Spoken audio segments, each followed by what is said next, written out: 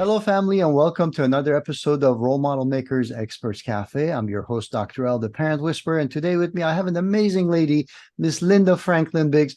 Linda, if it's okay to call you Linda during this session, I'm super delighted to have you here. I love how you show up in the community. You've been on some of our events and summits before, and your message is a really important one because I'm all about proactive parenting and prevention, and a lot of the stuff that you do tends to make sure that no problems happen. It's like smooth parenting all the way through, right? Oh, so, thank you. so that being said, can you introduce yourself? Tell us a little bit more about who you are and why you chose this topic. Why are you passionate about it? And we'll go from there. Great. Well, thank you so much, Dr. Allen. It's great to be here. What I do, I empower parents by helping them to understand and communicate with their babies and teach parents how to help their baby to communicate back with them. And so way back in the early 2000s, I had gone back to earn my master's degree, and I took a course with Dr. Brenda Smith. She was a visiting professor from University of Florida. I didn't know anything about her. I just took her course because she was, on the list of required courses. And I had no idea of her awards in research, awards in science, awards in the voice. But it was really through her class and through her research that got me started on this path. And so she taught me how the voice really works. And so just to give a little story, a picture, if you will, imagine if someone gave you the keys to a car, a brand new car, said, "Oh, here's a gift, I'm giving you this car." And you have this beautiful car in your driveway and you have the keys, but it sits there for 1 or 2 years before you even use it. And someone comes along 1 or 2 years later and they stick that key in the ignition, turn the engine on, and you're like, "Oh, yeah, that's how it works. Okay." And then you start driving it. And so, what I do is kind of show parents how to put that key in the ignition a little sooner, help them to understand how the babies learn to talk and how they can start communicating so much earlier with their infants. So That's awesome. Now, when you're talking about communicating, most people are thinking, okay, by the time my child learns to speak and they're 2 years old or something like that. And I know that we're talking something a little different. So we'll get to that in just a second. But I also wanted to mention this because, as you know, there is this window of development that children go through. And after a certain period, that window closes and another one opens because children need to kind of go through and turn on all these switches in their brains as they are developed, and they don't have all the parts working when they're born. That's one of the things about being human. Our brains are not fully developed. So we have to go through this developmental milestones and turn all the switches on in our brains. And for some of us, it might take 2-3 decades before all of the switches are turned on. But having said that, we're not waiting 2-3 decades. We're not waiting till second year of after birth. What are we talking about here as far as when do we get to put that key in this ignition? So, well, as soon as the babies are born, they are learning through all of their five senses. Right. And the neurons and so forth are firing off, but babies will have more neurons, brain cells, and synapses than they'll ever need in a lifetime.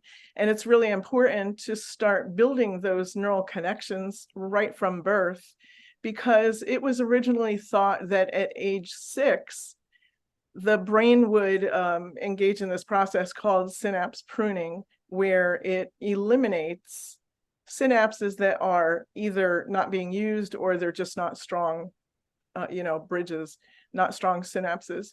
And so research in science has now shown that it actually occurs as early as 24 months. So at 24 months old, the brain is already eliminating those synapses that are not being used.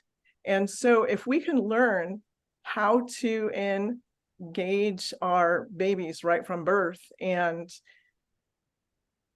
stimulate more than as many of the senses at the same time Mhm.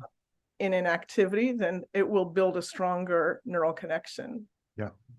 I love it. So, Yeah, I totally agree in the sense that a lot of people spend a lot of time on therapies and all these other things to go ahead and either communicate effectively or address issues that arise.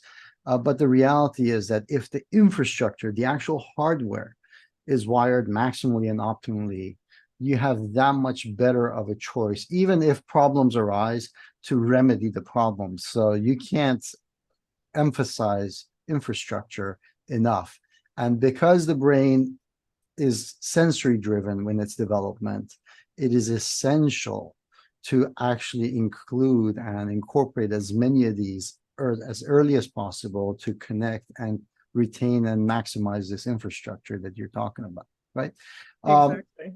So so what has been your experience over the time that you have been exposed to this class that was a requirement and everything? What have you seen as far as the effects of it, the implications, and what it really means in real life for parents?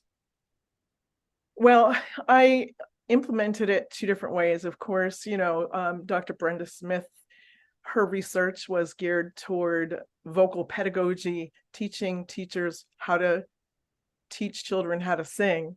So my first time using that research was actually in my classroom as a public school music teacher. Mm, And so what I learned basically was that, for example, if I were to say to you, listen to me, sing back what you hear me sing, if you sing back as you're sitting there doing nothing but listening, your vocal cords actually move to try and match the shape of mine. And so that's pretty huge, because if I hear you sing incorrectly, then all I have to do is, listen to me, sing it again. And my singing is going to move your muscles. that's And so it really works. I was so excited about to see how that really worked. I ended up year after year just having, these great sounding elementary, music groups. And my fellow colleagues would comment about it. They would say things like, "Oh, you got lucky this year. You got a bunch of kids who know how to sing." I was like, "No, I didn't just get a bunch of kids that knew how to sing. I actually trained them, and trained their voices, and I used these techniques to guide their voices." right. And so then I thought, a couple of other thoughts that kind of combined with this research. Thinking in a biblical term, there was a scripture that came to my mind that, the Bible says the Lord God spoke the word and the world came into being. Mm, And in another scripture, it says that we're made in his image and likeness. And I thought, well, wait a minute. If I put those things together, that must be how babies learn how to talk.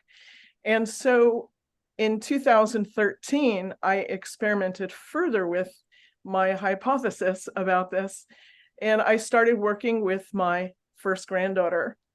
And I worked with her every day. It takes a lot of patience to do this. I mean, you're not going to get results in a week or a month. It took 10 months before I got my first results.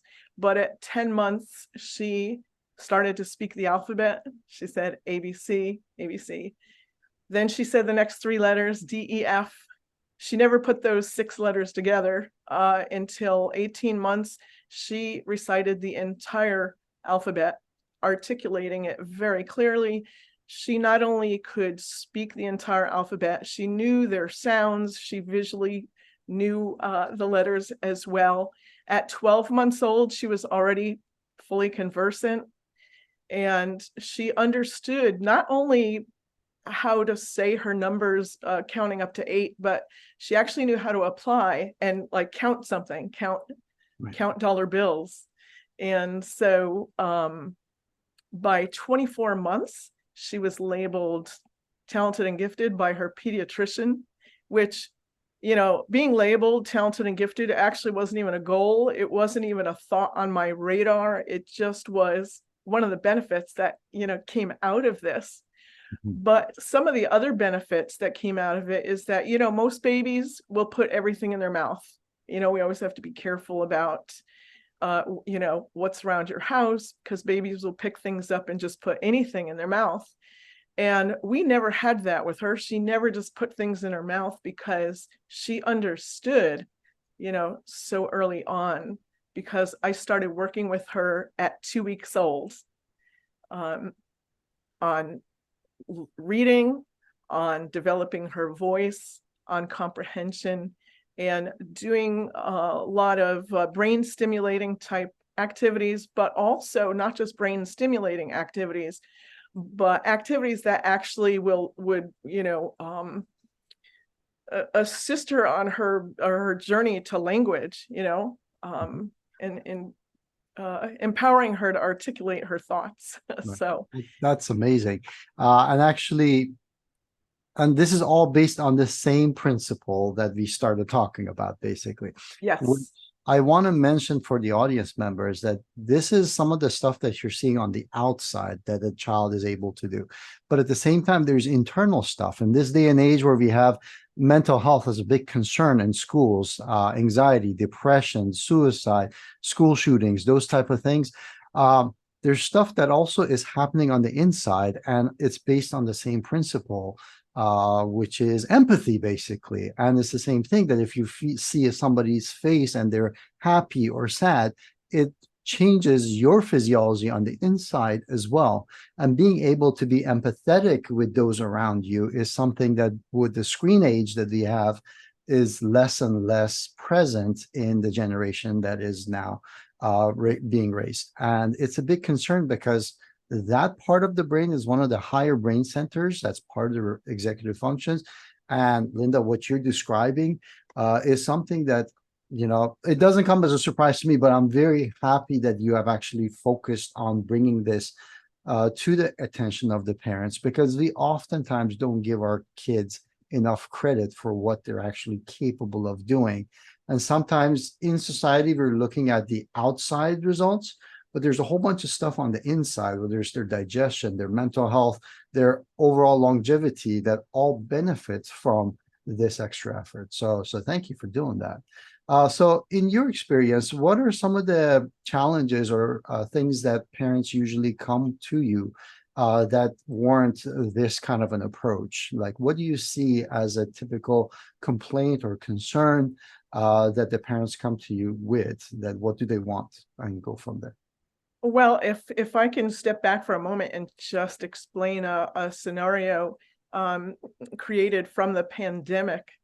So, kids that came back to school, well, I should say the pandemic children that entered kindergarten. So they missed out on either, daycare or spending time, with a one-on-one interaction where, when the pandemic occurred and the whole world shut down, parents were forced to not only work from home, but now they had to actually care for their child at home as well, when perhaps maybe the child would have been in a preschool or a daycare where someone was tending to them and stimulating and all this kind of stuff.